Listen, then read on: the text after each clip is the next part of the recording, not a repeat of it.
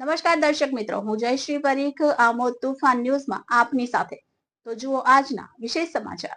નવસારી મહાનગરપાલિકાએ પ્લાસ્ટિક થેલી મુક્ત શહેર અંતર્ગત જૂના કપડાં લાવો અને મફત થેલીઓ લઈ જાઓ. નવસારી મહાનગરપાલિકા દ્વારા શરૂ કરાયેલ માય થેલી અભિયાન અંતર્ગત નાગરિકો હવે પોતાના જૂના કપડાં આપી શકે છે અને તેના બદલે નવી, ટકાઉ અને આકર્ષક કાપડની થેલી મેળવી શકે છે.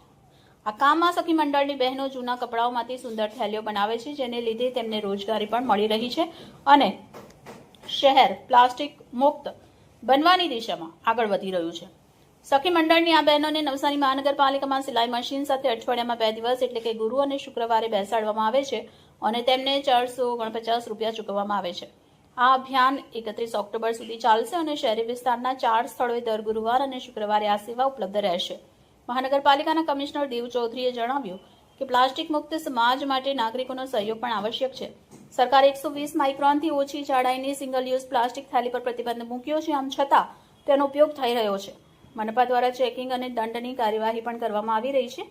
મહત્વનું છે કે આ નવી પહેલથી પ્લાસ્ટિક થેલીના ઉપયોગમાં ઘટાડો થશે અને પર્યાવરણને ફાયદો થશે.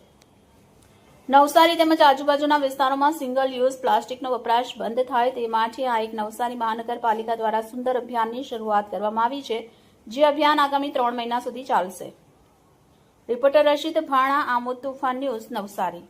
હાલમાં પ્લાસ્ટિકનો જે રીતે ઉપયોગ થઈ રહ્યો છે તે જોતા પ્લાસ્ટિકનું પ્રદૂષણ ખૂબ જ વધારે છે અને એને ઘટાડવા માટે નવસારી મહાનગરપાલિકા તરફથી એક પહેલ કરવામાં આવી છે. આ પહેલમાં દરેક વ્યક્તિ, કોઈ પણ વ્યક્તિ પોતાના ઘરેથી પોતાના જૂના કપડાં લઈને આવે અને અહીંયા આપણે ત્યાં 4 જગ્યા, નવસારી મહાનગરપાલિકા કચેરી, વિજલપોર, જયશંકર પાર્ટી પ્લોટની સામે સિવિક સેન્ટર અને કબીરપુરા, 4 જગ્યાએ આપણે એવા યુનિટ ચાલુ કર્યા છે કે જ્યાં વ્યક્તિ પોતાના જૂના કપડાં લઈને આવે અને ત્યાં આપણે બહેનોને હાયર કર્યા છે, સખી મંડળના બહેનોને. એ બહેનો તેઓને ત્યાં જ તેઓ જે લાવવામાં આવેલ છે એ કપડામાંથી થેલી બનાવી આપશે અને આ થેલીનો ઉપયોગ તેઓ પોતાના કેરી બેગ તરીકે કરી શકશે. શાકભાજી લઈ જવામાં લાવવા માટે કે અન્ય કોઈ પણ વસ્તુ માટે લોકો કેરી બેગ તરીકે એ થેલીનો ઉપયોગ કરી શકશે.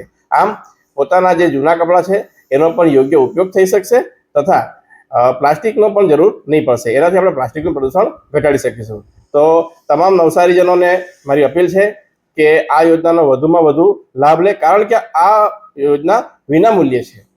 તમારે વ્યક્તિએ કોઈ પણ પ્રકારનો ચાર્જ આપવાનો રહેતો નથી. બસ માત્ર થેલી બને એટલું કાપડ લઈને આવવાનું કે જૂના કપડાં લઈને આવવાનું અને એમાંથી અમારા બહેનો અહીંયાથી તમને થેલી બનાવી આપશે. તો વધુમાં વધુ લાભ લો અને પ્લાસ્ટિકના પ્રદૂષણને ઘટાડો. Thank you.